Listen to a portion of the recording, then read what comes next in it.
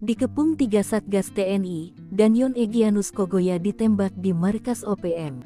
Komandan Batalion Organisasi Papua Merdeka OPM kelompok Egyanus Kogoya ditembak mati pasukan TNI. 3 satuan tugas TNI yang mengepung dan menyerbu markas OPM, membuat 3 anak buah Egyanus Kogoya tewas. Pasukan TNI menggerebek markas OPM di Kampung Aluguru, Distrik Krepkuri, Kabupaten Duga, Papua Pegunungan, Jumat tanggal 1 September tahun 2023 lalu.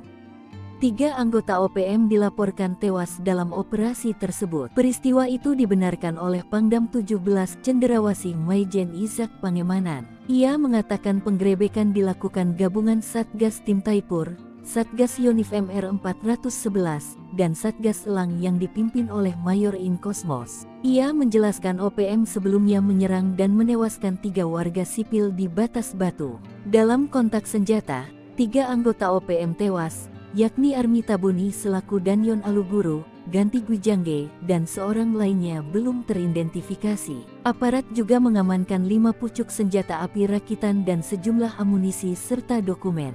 Markas yang diamankan itu merupakan salah satu markas KKB pimpinan Egyanus Kogoya. Namun, saat penggerebekan hanya ada anggotanya.